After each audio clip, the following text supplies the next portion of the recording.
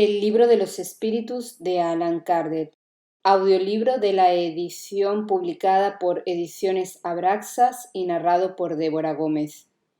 Libro primero, Causas primeras. Capítulo primero. Dios y el infinito. ¿Qué es Dios?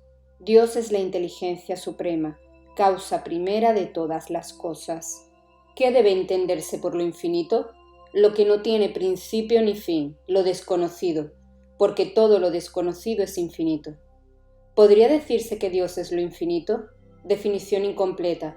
Pobreza del lenguaje de los hombres, que es insuficiente para definir las cosas superiores a su inteligencia. Dios es infinito en sus perfecciones, pero lo infinito no es una abstracción. Decir es insuficiente para lo infinito equivale a tomar el atributo por la misma cosa, y definir una que no es conocida por otra que no lo es bastante. Pruebas de la existencia de Dios. ¿Dónde puede encontrarse la prueba de la existencia de Dios? En un axioma que aplicáis a vuestras ciencias. No hay efecto sin causa. Buscad la causa de todo lo que es obra del hombre y vuestra razón os contestará. Para creer en Dios basta pasear la vista por las obras de la creación. El universo existe, luego tiene una causa. Dudar de la existencia de Dios equivaldría a negar que todo efecto procede de una causa y sentar que la nada ha podido hacer algo. ¿Qué consecuencia puede sacarse del sentimiento intuitivo que de la existencia de Dios tienen todos los hombres? Que Dios existe, porque ¿de dónde provendría ese sentimiento si no estuviese basado en algo? También esto es una consecuencia del principio de que no hay efecto sin causa. El sentimiento íntimo que de la existencia de Dios tenemos, ¿no sería resultado de la educación y producto de ideas adquiridas? Si fuese así, ¿cómo tendrían el mismo sentimiento los salvajes? Si solo fuese producto de la educación el sentimiento de la existencia de un ser supremo, no sería universal, y como las nociones de la ciencia existiría únicamente en los que hubiesen recibido semejante instrucción. ¿Puede encontrarse la causa primera de la formación de las cosas en las propiedades íntimas de la materia? Pero, ¿cuál sería entonces la causa de esas propiedades? Siempre es precisa una causa primera. Atribuir la formación primera de las cosas a las propiedades íntimas de la materia equivaldría a tomar el efecto por la causa, pues esas mismas propiedades son un efecto que debe provenir de la causa. ¿Qué debe pensarse de la opinión que atribuye la formación primera a una combinación fortuita de la materia, esto es, al acaso? Otro absurdo. ¿Qué hombre de sano juicio puede considerar el acaso como un ser inteligente? Y además, ¿qué es el acaso? Nada. La armonía que regula las partes del universo revela combinaciones y miras determinadas, y por lo mismo un poder inteligente. Atribuir la formación primera al acaso es un contrasentido, porque el acaso es ciego y no puede producir los efectos de la inteligencia. Un acaso inteligente no sería ya el acaso. ¿En qué se conoce que la causa primera es una inteligencia suprema y superior a las demás inteligencias? Tenéis un refrán que dice, por la obra se conoce el artífice. Pues bien, examinar la obra y buscar al artífice. El orgulloso es el que engendra la incredulidad. El hombre orgulloso no admite nada superior a sí mismo, y por esto se llama esprit fort. Pobre ser a quien pudiera anonadar un soplo de Dios. Se juzga de la potencia de una inteligencia por sus obras, y no pudiendo ningún ser humano crear lo que la naturaleza produce, la causa primera ha de ser una inteligencia superior a la humana. Cualesquiera que sean los prodigios hechos por la humana inteligencia, tiene una causa esta misma inteligencia, y cuanto más grande sea lo que ella haga, tanto mayor ha de ser su causa primera. Esta inteligencia es la causa primera de todas las cosas, cualquiera que sea el nombre con que la haya designado el hombre. Atributos de la divinidad. ¿Puede el hombre comprender la naturaleza íntima de Dios? No, y este es uno de los sentidos que le faltan aún. ¿Será dado al hombre algún día comprender el misterio de la divinidad? Cuando su espíritu no esté ya ofuscado por la materia y cuando por medio de la perfección se haya aproximado a ella, la verá y la comprenderá. La inferioridad de las facultades del hombre no le permite comprender la naturaleza íntima de Dios. En la infancia de la humanidad lo confunde a menudo el hombre con la criatura, cuyas imperfecciones le atribuye. Pero a medida que en él se desarrolla el sentido moral Su pensamiento penetra mejor el fondo de las cosas y se forma de ellas una idea más exacta y más conforme con la sana razón, aunque incompleta siempre. Ya que no podemos comprender la naturaleza íntima de Dios, ¿podremos tener idea de algunas de sus perfecciones? De algunas sí, y el hombre las comprende mejor a medida que se sobrepone a la materia, porque las entrevé con el pensamiento. Cuando decimos que Dios es eterno, infinito, inmutable, inmaterial, único, omnipotente, soberanamente justo y bueno, ¿tenemos idea completa de sus atributos? Desde vuestro punto de vista, sí, porque creéis abarcarlo todo. Pero sabed que hay cosas superiores a la inteligencia del hombre más inteligente, y para las cuales carece de expresiones vuestro lenguaje, limitado a vuestras ideas y sensaciones. La razón os dice, en efecto, que Dios debe tener esas perfecciones en grado supremo, porque si careciese de una sola de ellas, o si no las poseyese en grado infinito, no sería superior a todo.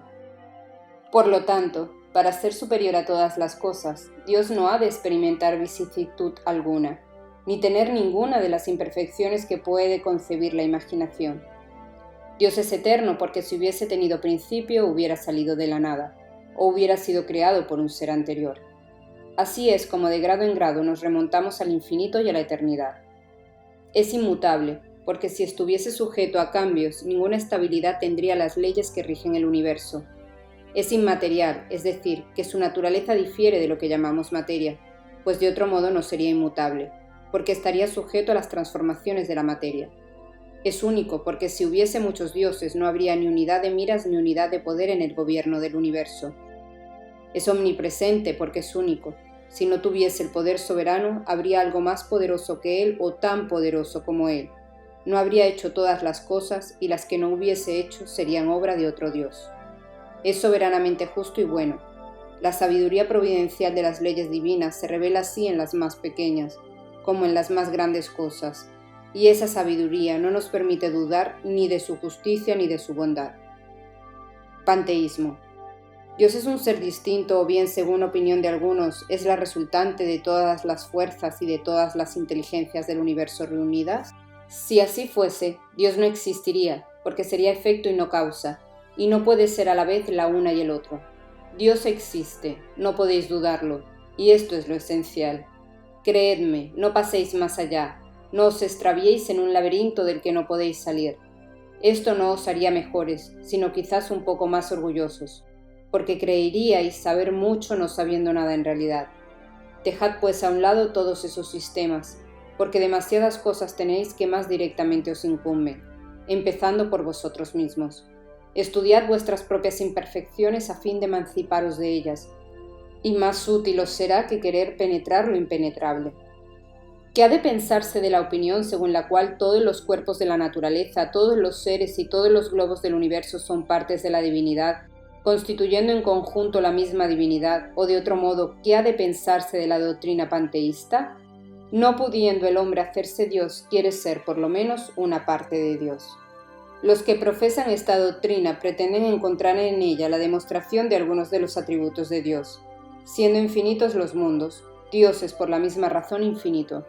No existiendo en ninguna parte el vacío o la nada, Dios está en todas partes.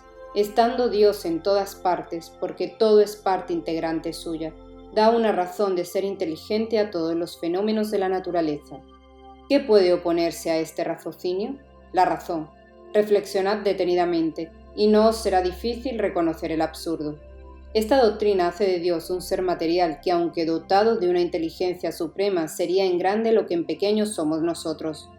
Transformándose sin cesar la materia, si fuese de aquel modo, Dios no tendría estabilidad alguna. Estaría sujeto a todas las vicisitudes, hasta a las necesidades de la humanidad, y carecería de uno de los atributos esenciales de la divinidad, la inmutabilidad.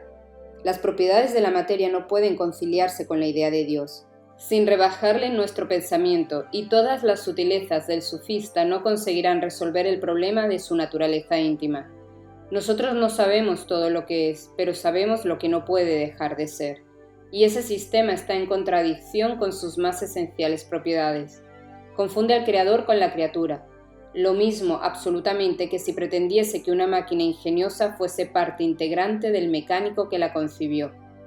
La inteligencia de Dios se revela en sus obras, como la del pintor en el cuadro. Pero tan lejos están de ser las obras de Dios el mismo Dios, como está de ser el cuadro el pintor que lo concibió y ejecutó. Capítulo 2.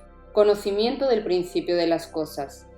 ¿Es dado al hombre conocer el principio de las cosas? No, Dios no permite que se revele todo al hombre en la tierra. ¿Penetrará el hombre algún día el misterio de las cosas ocultas? El velo se descorre ante él a medida que se purifica, pero para comprender ciertas cosas le son menester facultades que no posee aún. ¿No puede el hombre, merced a la investigación científica, penetrar algunos secretos de la naturaleza? La ciencia le ha sido dada para su progreso en todas las cosas, pero no puede traspasar los límites fijados por Dios. Mientras más dable le sea al hombre penetrar esos misterios, más grande debe ser su admiración respecto del poder y sabiduría del Creador.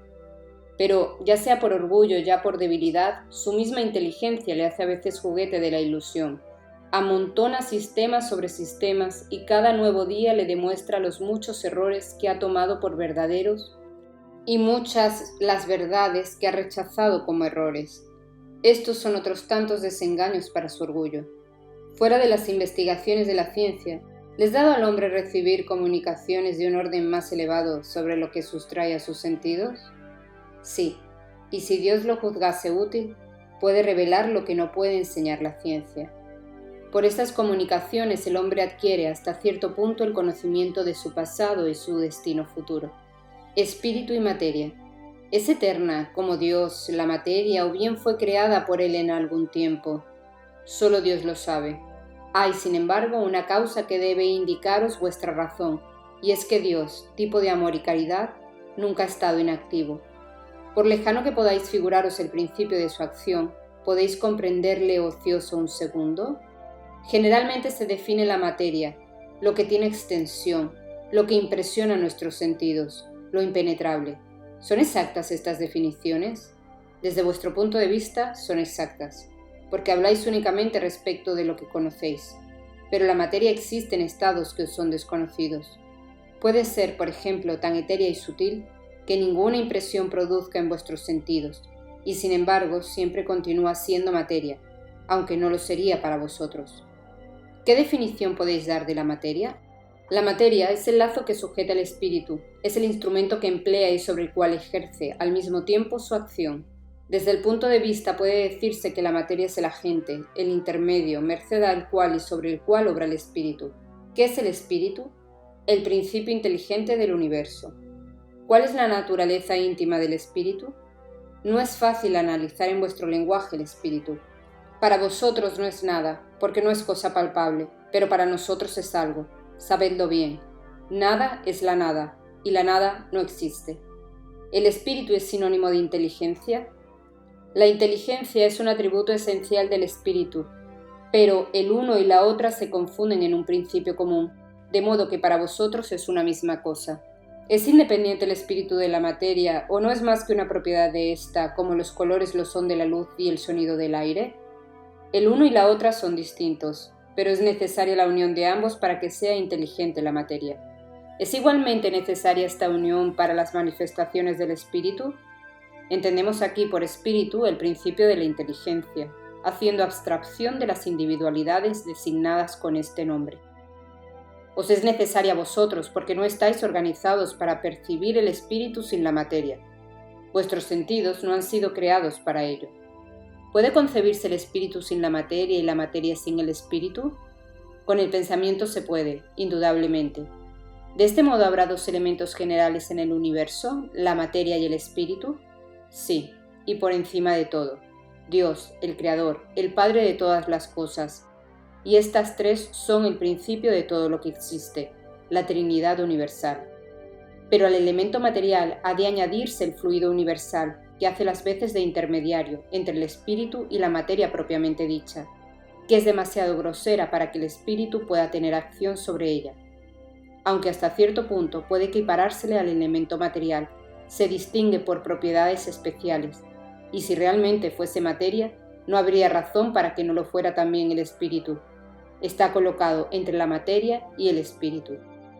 Es fluido, como la materia es materia, susceptible, por sus innumerables combinaciones con ésta, y bajo la acción del espíritu de producir la infinita variedad de cosas, de las cuales no conocéis más que un pequeño número. Siendo este fluido universal, primitivo o elemental, el agente que emplea el espíritu es el principio sin el cual la materia estaría en estado perpetuo de división, y jamás adquiriría las propiedades de la gravedad. ¿Será este fluido el que llamamos electricidad? Hemos dicho que es susceptible de innumerables combinaciones.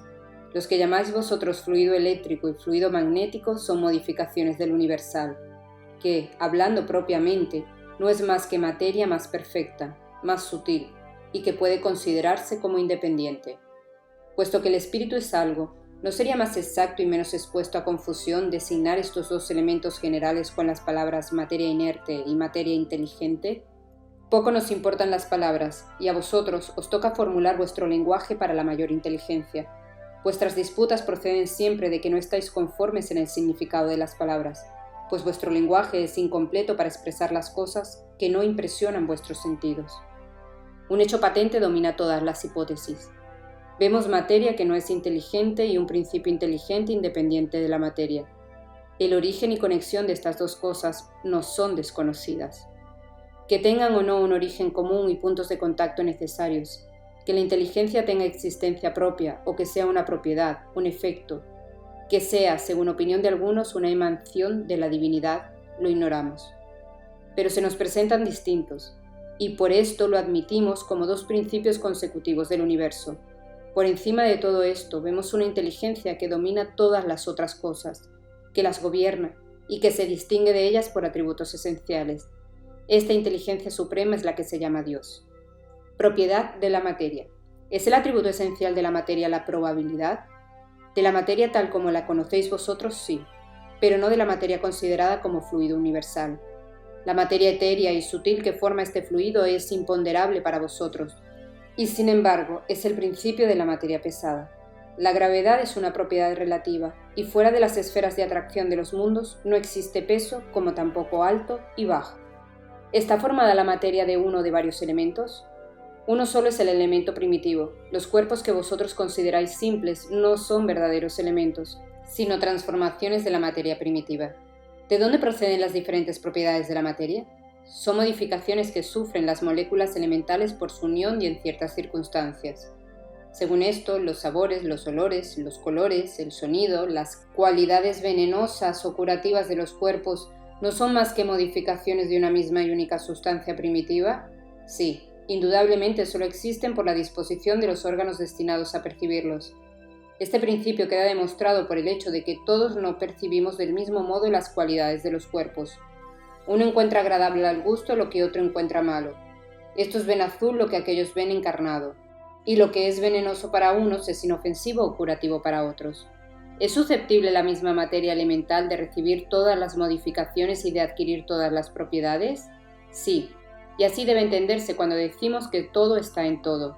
El oxígeno, el hidrógeno, el azoe, el carbono y todos los cuerpos que consideramos simples no son más que modificaciones de una sustancia primitiva. En la imposibilidad en que hasta ahora nos encontramos de remontarnos de otra manera que por el pensamiento a esa materia primitiva, aquellos cuerpos son para nosotros verdaderos elementos, y no podemos sin peligro considerarlos como tales hasta nueva orden. Esta teoría parece que está conforme con la opinión de los que no admiten en la materia más que dos propiedades esenciales, la fuerza y el movimiento, y que creen que todas las otras propiedades no son más que efectos secundarios que varían según la intensidad de la fuerza y la dirección del movimiento. Esta opinión es exacta. Es necesario añadir también, y según la disposición de las moléculas, como se ve, por ejemplo, en un cuerpo opaco, que pueden hacerse transparentes y recíprocamente. ¿Tienen las moléculas una forma determinada?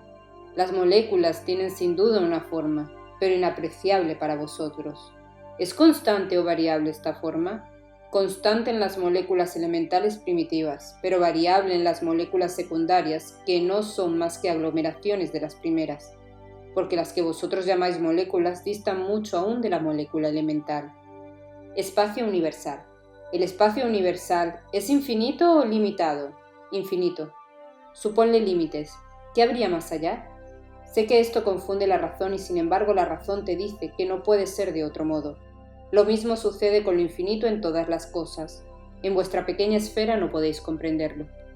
Si se supone un límite al espacio, por lejano que pueda concebirlo el pensamiento, la razón dice que más allá de él existe algo, y así de grado en grado hasta el infinito, porque aunque ese algo fuese el vacío absoluto, sería también el espacio. ¿Existe en alguna parte del espacio universal el vacío absoluto? No, nada hay vacío, puesto que lo que no está para ti se encuentra ocupado de una materia que se subtrae a tus sentimientos y a tus instrumentos. Capítulo 3. Formación de los mundos. El universo comprende la infinidad del mundo que vemos y que no vemos. Todos los seres animados e inanimados y todos los astros que se mueven en el espacio, como también los fluidos que lo llenan. ¿Ha sido creado el universo o bien es eterno como Dios? No cabe duda que no ha podido hacerse por sí solo, y si fuese eterno como Dios no sería obra de Dios. La razón nos dice que el universo no ha podido hacerse a sí mismo y que, no pudiendo ser obra del acaso, debe serlo de Dios. ¿Cómo creó Dios el universo? Para servirme de una expresión, con su voluntad. Nada pinta mejor esa voluntad omnipotente que estas bellas palabras del Génesis. Dijo Dios, hágase la luz, y la luz fue hecha. ¿Podemos conocer el mundo cómo fueron formados los mundos? Todo lo que puede decirse, y lo comprenderéis vosotros, es que los mundos se forman por la condensación de la materia diseminada en el espacio. ¿Los cometas son, como actualmente se cree, un principio de condensación de la materia y mundos en vía de formación? Es cierto. Lo absurdo es creer en su influencia. Hablo de la que vulgarmente se les atribuye, porque todos los cuerpos celestes tienen una parte de influencia en ciertos fenómenos físicos.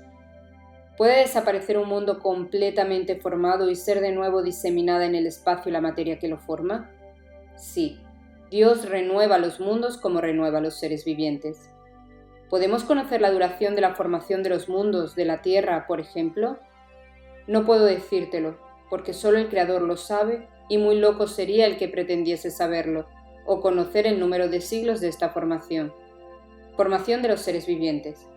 ¿Cuándo empezó a ser poblada la Tierra?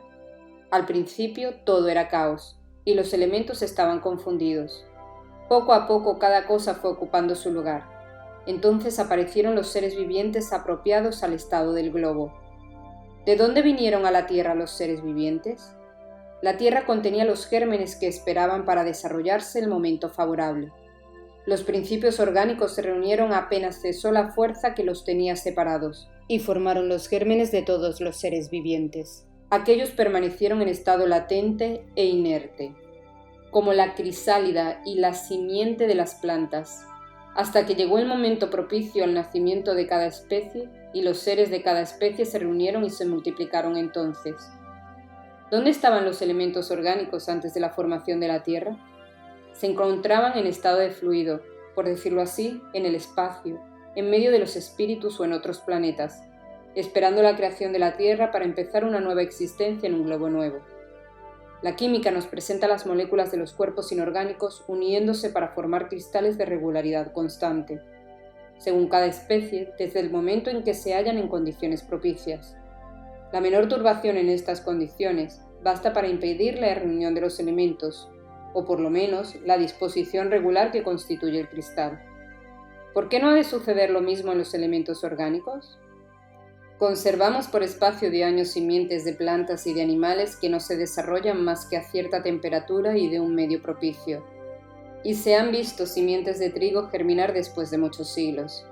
Hay pues en ellas un principio latente de vitalidad que solo espera para desarrollarse una circunstancia favorable, y lo que diariamente pasa a nuestra vista no puede haber ocurrido desde el principio del mundo. Esta formación de los seres vivientes saliendo del caos por la misma fuerza de la naturaleza, ¿quita algo a la grandeza de Dios? Lejos de eso, responde mejor a la idea que nos formamos de su poder, y ejerciéndose mundos infinitos por leyes eternas. Cierto que esta teoría no resuelve la cuestión del origen de los elementos vitales, pero Dios, que tiene sus misterios, ha puesto límite a nuestras investigaciones. ¿Hay aún seres que nacen espontáneamente? Sí, pero el germen primitivo existía ya en estado latente. Cada día sois testigos de este fenómeno, pues, ¿acaso los tejidos del hombre y de los animales no encierran los gérmenes de una multitud de gusanos que esperan para nacer la fermentación pútrida necesaria a su existencia? Este es un pequeño mundo que, dormitando, se forma. ¿Se encontraba la especie humana entre los elementos orgánicos contenidos en el globo terrestre? Sí, y llegó a su tiempo, lo que hizo decir que el hombre fue hecho del barro de la tierra. ¿Podemos conocer la época de la aparición del hombre y demás seres vivientes en la tierra? No, y todos vuestros cálculos son quiméricos. Si el germen de la especie humana se encontraba entre los elementos orgánicos del globo, ¿por qué no se forman hombres espontáneamente como al principio? El principio de las cosas es uno de los secretos de Dios, pero puede decirse, no obstante, que una vez diseminados los hombres por la tierra, han absorbido en sí mismos los elementos necesarios a su formación para transmitirlos según las leyes de la producción. Lo mismo ha sucedido en las diferentes especies de los seres vivientes. Población de la tierra. Adán. ¿Empezó la especie humana por un solo hombre? No, y el que vosotros llamáis Adán no fue el primero ni el único que pobló la tierra. ¿Podemos saber en qué época vivió Adán? Poco más o menos en la que vosotros señaláis, esto es, cerca de 4000 años antes de Jesucristo. El hombre, cuya tradición se ha conservado bajo el nombre de Adán, fue uno de los que sobrevivieron en una comarca a alguno de los grandes cataclismos que, en diversas épocas, han transformado la superficie del globo, y vino a ser el tronco de una de las razas que hoy lo pueblan. Las leyes de la naturaleza se oponen a que hayan podido realizarse en algunos siglos los progresos de la humanidad, patentizados mucho tiempo antes de Cristo. Si el hombre no hubiese vivido en la tierra más que desde la época señalada a la existencia de Adán. Algunos consideran, y tienen más razón en hacerlo, a Adán como un mito o alegoría que personifica las primitivas edades del mundo. Diversidad de las razas humanas. ¿De dónde proceden las diferencias físicas y morales que distinguen a las variedades de razas de hombres en la Tierra? Del clima, de la vida y de las costumbres. Sucede lo mismo que con dos hijos de la misma madre que en nada se parecen moralmente si se los educa separados y de distinto modo. ¿Ha nacido el hombre espontáneamente en muchos puntos del globo? Sí, y en diversas épocas, siendo esta una de las causas de la diversidad de la raza. Más tarde, al dispersarse los hombres por diferentes climas y al unirse con otras razas, formaron nuevos tipos.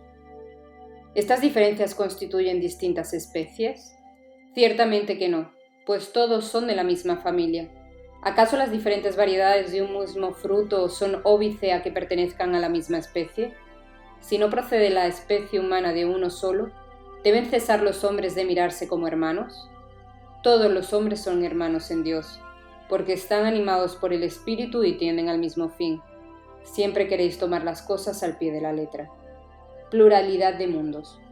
¿Están habitados todos los globos que circulan en el espacio? Sí, y el hombre de la tierra dista de ser, como lo cree, el primero en la inteligencia, en bondad y en perfección. Hay, sin embargo, hombres muy vanidosos que imaginan que este pequeño globo tiene el privilegio exclusivo de tener seres racionales. Orgullo y vanidad. Se figuran que Dios creó el universo para ellos solos. Dios ha poblado los mundos de seres vivientes que concurren todos al objeto final de la providencia. Creer que los seres vivientes están limitados al único punto que habitamos en el universo equivaldría a poner en duda la sabiduría de Dios, que no ha hecho nada inútil y que ha debido asignar a esos mundos un objeto más grave que el de recrear nuestra vida. Nada, por otra parte, ni la posición, ni el volumen, ni la constitución física de la Tierra puede inducir a suponer racionalmente que tenga el privilegio de estar habitada con exclusión de tantos miles de mundos semejantes. ¿Es la misma la constitución física de los diferentes globos? No, no se parecen en manera alguna. No siendo la misma para todos la constitución física de los mundos, ¿dedúcese de ello una organización diferente para los seres que los habitan? Sin duda, como entre vosotros los peces son hechos para vivir en el agua y las aves en el aire. ¿Están privados de luz y de calor los mundos más distantes del Sol, ya que éste les aparece como una estrella? ¿Creéis, pues, que no hay más orígenes de luz y de calor que el Sol, y no contáis para nada con la electricidad que, en ciertos mundos, llena funciones que os son desconocidas y que es mucho más importante que en la Tierra? Por otra parte, nadie os ha dicho que todos los seres vean de la misma manera que vosotros y por órganos formados como los vuestros. Las condiciones de existencia de los seres que habitan los diferentes mundos deben ser apropiadas al medio en que están llamados a vivir. Si nunca hubiéramos visto peces, no comprenderíamos que hubieran seres que pudiesen vivir en el agua. y así sucede en los otros mundos que contienen, sin duda, elementos desconocidos para nosotros. ¿No vemos en la Tierra que las largas noches polares son iluminadas por la electricidad de las auroras boreales? ¿Y es nada imposible que en ciertos mundos la electricidad sea más abundante que en la Tierra y que desempeñe en ellos funciones generales cuyos efectos no podemos comprender? Esos mundos pueden, por lo tanto, contener en sí mismos los orígenes de calor y de luz necesarios a los habitantes.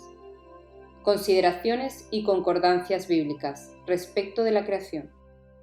Los pueblos se han formado ideas muy divergentes sobre la creación, según el grado de su ilustración, y la razón apoyada en la ciencia ha reconocido la inverosimilitud de ciertas teorías confirmando la dada por los espíritus. La opinión hace mucho tiempo admitida por los hombres más ilustrados. La objeción que puede hacerse a esta teoría es la que está en contradicción con el texto de los libros sagrados, pero un examen detenido hace ver que esta contradicción es más aparente que real, y que resulta de la interpretación dada a menudo al sentido alegórico. La cuestión del primer hombre en la persona de Adán, como tronco único de la humanidad, no es la única que ha sido objeto de modificación para las creencias religiosas. En cierta época el movimiento de la tierra pareció tan opuesto al texto sagrado que no hubo clase de persecuciones que no fuese blanco esta teoría. Y la tierra gira, sin embargo, a pesar de los anatemas, y nadie podría negarlo actualmente sin agraviar su propia razón. Dice igualmente la Biblia que el mundo fue creado en 6 días, y fija la época de creación como unos 4000 años antes de la era cristiana. Antes de esa época no existía la tierra, que fue sacada de la nada. El texto es formal, pero he aquí que la ciencia positiva, la ciencia inexorable, viene a probar lo contrario.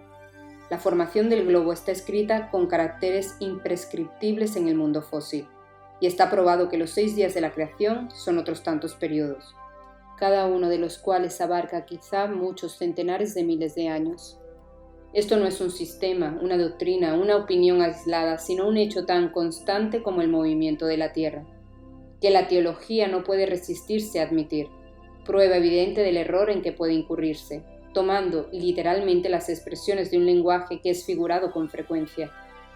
¿Debe inferirse de eso que sea falsa la Biblia? No, pero sí que los hombres la han interpretado mal. Hojeando los archivos de la Tierra, la ciencia ha descubierto el orden en que han aparecido en su superficie los diferentes seres vivientes, orden que está conforme con el indicado en el Génesis, con la sola diferencia de que, en vez de salir milagrosamente de las manos de Dios y en algunas horas, esa obra se ha realizado en algunos millones de años, siempre por su voluntad, pero con arreglo a la ley de las fuerzas de la naturaleza. ¿Es por ello menos grande y menos poderoso Dios? ¿Es menos sublime su obra porque carece del prestigio de la instantaneidad? No. Evidentemente y preciso sería formarse una idea muy mezquina de la divinidad para no reconocer su omnipotencia en las leyes eternas que para gobernar los mundos ha establecido. La ciencia, lejos de amenguar la obra divina, nos la presenta bajo un aspecto más grandioso y más conforme con las nociones que tenemos del poderío y de la majestad de Dios, por lo mismo que se ha realizado sin derogación de las leyes de la naturaleza. Conforme en este punto con Moisés, la ciencia coloca al hombre en último término en el orden de la creación de los seres vivientes. Pero Moisés fija el diluvio universal en el año 1654, al paso que la geología nos presenta el gran cataclismo anterior a la aparición del hombre. Atendiendo a que hasta ese día no se encuentra en las capas primitivas ninguna señal de su presencia, ni la de los animales de su misma categoría desde el punto de vista físico. Pero nada prueba que esto sea imposible, y varios descubrimientos han engendrado ya dudas sobre este particular, pudiendo suceder, pues, que de un momento a otro se tenga certeza material de esa anterioridad de la raza humana. Y entonces se comprenderá que en este punto, como en otros, el texto bíblico es figurado. La cuestión estriba en saber si el cataclismo geológico es el mismo de Noé, y la duración necesaria a la formación de las capas fósiles no consiente que se los confunda, y cuando se encuentren vestigios de la existencia del hombre antes de la gran catástrofe, quedará probado o que no fue Adán el primer hombre, o que su creación se pierde en la oscuridad de los tiempos. Contra la evidencia no son posibles los raciocinios, y será preciso aceptar el hecho, como se ha aceptado el del movimiento de la Tierra y el de los 6 periodos de la creación. Cierto que la existencia del hombre antes del diluvio geológico es aún hipotética, pero he aquí lo que es menos. admitiendo que el hombre apareció por primera vez en la Tierra 4000 años antes de Jesucristo. Si 1650 años más tarde fue destruida por toda la raza humana, excepto una sola familia, resulta que la población de la Tierra data de Noé únicamente, es decir, 2350 años antes de nuestra era. Pues bien, cuando los hebreos emigraron a Egipto en el siglo XVIII, encontraron muy poblado y adelantado en civilización aquel país. La historia prueba que en esta época las Indias y otras comarcas estaban igualmente florecientes, sin tener en cuenta la cronología de ciertos pueblos que se remota a una época mucho más remota. Hubiera, pues, sido preciso que del siglo XIV al XVIII, es decir, en un espacio de 600 años, la posteridad de un solo hombre hubiese podido no solamente poblar las inmensas comarcas entonces conocidas, suponiendo que no lo hubiesen sido las otras, sino que, en aquel breve intervalo, la especie humana hubiera podido elevarse de la ignorancia absoluta del estado primitivo al mayor grado de desenvolvimiento intelectual, lo cual es contrario a todas las leyes antropológicas. En apoyo de esta opinión viene también la diversidad de las razas. Es indudable que el clima y los hábitos engendran modificaciones en el carácter físico, pero se deja comprender el alcance de la influencia de esas causas, y el examen psicológico prueba que entre ciertas razas existen diferencias constitucionales más profundas que las que puede producir el clima. El cruzamiento de las razas produce los tipos intermedios y tiende a borrar los caracteres extremos, pero no los produce, sino que se limita a formar variedades. Pues bien, para que hubiese habido cruzamiento de razas, era preciso que las hubiese distintas. ¿Y cómo explicar su existencia suponiéndoles un tronco común y sobre todo un tronco tan cercano? ¿Cómo admitir que en algunos siglos ciertos descendientes de Noé se hayan transformado hasta el punto de producir la raza etíope, por ejemplo? Semejante metamorfosis no es más admisible que la hipótesis de un tronco común al lobo y la oveja, al elefante y el pulgón, al ave y el pez. Repetimos que nada puede prevalecer contra la evidencia de los hechos. Todo encuentra explicación, por el contrario, admitiendo la existencia del hombre antes de la época que vulgarmente se le señala. Adán, que vivía hace 6000 años como poblador de una comarca inhabitada aún, la diversidad de orígenes, el diluvio de Noé como una catástrofe parcial que se ha confundido con el cataclismo geológico, y teniendo finalmente en cuenta la forma alegórica peculiar al estilo oriental y que encontramos en los libros sagrados de todos los pueblos. Por esta razón es prudente no declararse ligeramente en contra de ciertas doctrinas que pueden, como tantas otras, desmentir tarde o temprano a los que las combaten. Lejos de perder, se ensanchan las ideas religiosas caminando al par de la ciencia, y este es el único medio de no ofrecer un lado vulnerable al escepticismo. Capítulo 4. Seres orgánicos e inorgánicos. Los seres orgánicos son los que tienen en sí mismos un origen de actividad íntima que les da vida. Nacen, crecen, se reproducen por sí mismos y mueren, y están provistos de órganos especiales para la realización de los diferentes actos de la vida y apropiados a las necesidades de su conservación. Comprenden los hombres, los animales y las plantas. Los seres inorgánicos son todos los que no tienen vitalidad ni movimientos propios y son formados por solo la agregación de la materia, tales como son los minerales, el agua, el aire, etc. ¿Es una misma la fuerza que une los elementos de la materia en los cuerpos orgánicos y en los inorgánicos? Sí. La ley de atracción es la misma para todos. ¿Existe diferencia entre la materia de los cuerpos orgánicos y la de los inorgánicos? Siempre es la misma materia, pero en los cuerpos orgánicos está animalizada. ¿Cuál es la causa de la animalización de la materia? Su unión con el principio vital. ¿El principio vital reside en un agente particular o solo en una propiedad de la materia organizada? En una palabra, ¿es efecto o causa? Es lo uno y lo otro. La vida es un efecto producido por la acción de un agente sobre la materia y este agente sin la materia no es la vida. De la misma manera que la materia no puede vivir sin aquel, da la vida a todos los seres que lo absorben y lo asimilan. Hemos visto que el espíritu y la materia son dos elementos constitutivos del universo. ¿Forman un tercero el principio vital? Indudablemente es uno de los elementos necesarios a la constitución del universo, pero él a su vez tiene su origen en la materia universal modificada. Para vosotros es un elemento como el oxígeno y el hidrógeno, que no son, empero, elementos primitivos, porque todo eso deriva de un mismo principio. Parece resultar de aquí que la vitalidad no tiene su principio en un agente primitivo distinto, sino en una propiedad especial de la materia universal debido a ciertas modificaciones. Esa es la consecuencia de lo que hemos dicho. ¿Reside el principio vital en alguno de los cuerpos que conocemos? Tiene su origen en el fluido universal. Es el que vosotros llamáis fluido magnético o fluido eléctrico animalizado, y constituye el intermediario, el lazo entre el espíritu y la materia. ¿Es uno mismo el principio vital para todos los seres orgánicos? Sí, modificados según las especies. Es lo que les da movimiento y actividad y los distingue de la materia inerte. Porque el movimiento de la materia no es la vida. La materia recibe el movimiento pero no la da.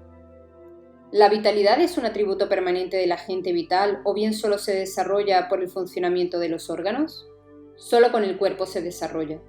¿No hemos dicho ya que ese agente sin la materia no es la vida? Es necesaria la unión de ambas cosas para producir la vida. ¿Puede decirse que la vitalidad se encuentra en estado latente cuando el agente vital no está unido al cuerpo? Sí, así es.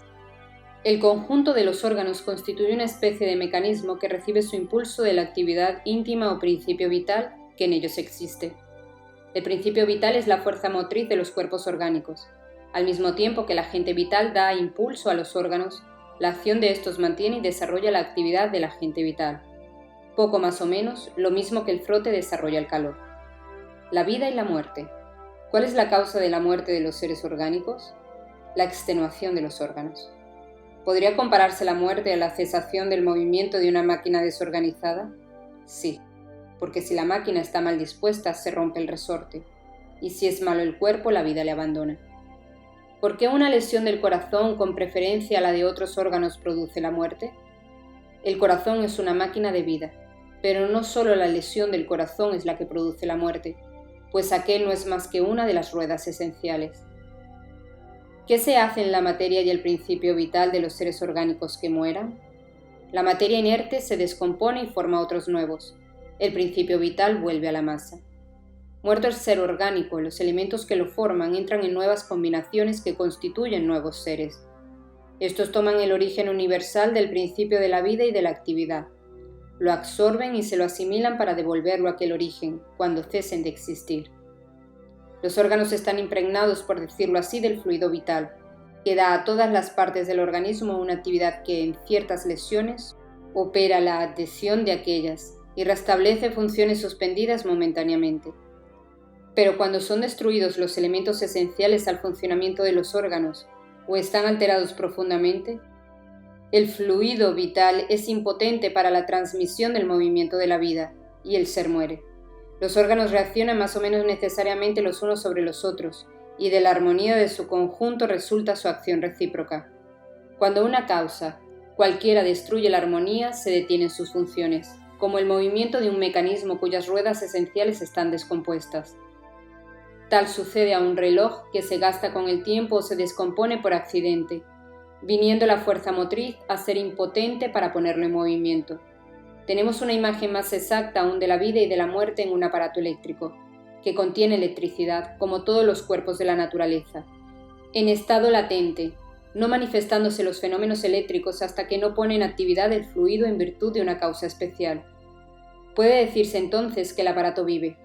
Cesando la causa de la actividad, cesa el fenómeno y el aparato entra en estado de inercia. En este supuesto, los cuerpos orgánicos serían una especie de pilas o aparatos eléctricos en los cuales la actividad del fluido produce el fenómeno de la vida, y su cesación, la muerte.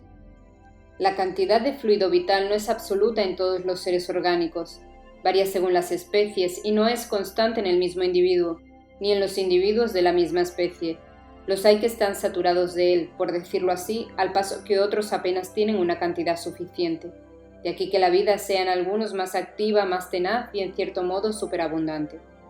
La cantidad de fluido vital se agota y puede llegar a ser insuficiente para el mantenimiento de la vida, si no se renueva por la absorción y asimilación de las sustancias que lo contienen. El fluido vital se transmite de un individuo a otro, y el que tiene más puede dar al que tiene menos, y en ciertos casos restituir la vida que está próxima a concluir. Inteligencia e instinto. La inteligencia es un atributo del principio vital, no puesto que las plantas viven y no piensan, siendo puramente orgánica su vida. La inteligencia y la materia son independientes, pues un cuerpo puede vivir sin inteligencia, pero ésta solo puede manifestarse por medio de los órganos materiales. y es precisa la unión con el espíritu para dar inteligencia a la materia animalizada. La inteligencia es una facultad especial propia de ciertas clases de seres orgánicos que las da, juntamente con el pensamiento, la voluntad de obrar, la conciencia de la existencia y de la individualidad, así como también los medios de establecer relaciones con el mundo exterior y de atender a sus necesidades. Pueden, pues, distinguirse: primero, los seres inanimados formados únicamente de materia, sin vitalidad ni inteligencia, tales como los cuerpos brutos. Segundo, los seres animados que no piensan, formados de materia y dotados de vitalidad, pero faltos de inteligencia. Y tercero, los seres animados que piensan, formados de materia, dotados de vitalidad y que tienen además un principio inteligente que les da la facultad de pensar. ¿Cuál es el origen de la inteligencia? Ya lo hemos dicho, la inteligencia universal. ¿Podría decir que cada ser toma una parte de inteligencia del origen universal y se la asimila como toma y se asimila el principio de la vida material? Esa es una comparación únicamente, pero inexacta, porque la inteligencia es una facultad propia de cada ser y constituye la individualidad moral. Ya sabéis, además, que hay cosas que nos es dado al hombre penetrar, y esta es por ahora una de ellas. ¿El instinto es independiente de la inteligencia? Propiamente no, porque es una especie de inteligencia. El instinto es una inteligencia no razonada, y por él todos los seres atienden a sus necesidades. ¿Pueden fijarse un límite entre el instinto y la inteligencia? Es decir, precisar dónde concluye el uno y empieza la otra. No, porque se confunden a menudo, porque se pueden distinguir muy bien los actos que pertenecen al instinto de los que pertenecen a la inteligencia. ¿Es exacto decir que disminuyen las facultades instintivas a medida que crecen las intelectuales? No, pues el instinto existe siempre, pero el hombre lo descuida. También puede el instinto conducir al bien. Nos guía casi siempre y a veces con más seguridad que la razón, porque nunca se extravía. ¿Por qué la razón no siempre es una guía infalible? Lo sería, si no estuviese falseado por la mala educación, por el orgullo y el egoísmo. El instinto no razona, pero la razón deja la elección al hombre y le da el libre albedrío. El instinto es una inteligencia rudimentaria que difiere de la propiamente dicha en que sus manifestaciones son espontáneas casi siempre, al paso que las de la inteligencia son resultado de una combinación y de un acto deliberado. El instinto varía en sus manifestaciones según las especies y sus necesidades. En los seres que tienen conciencia y percepción de las cosas se une a la inteligencia, es decir, a la voluntad y a la libertad.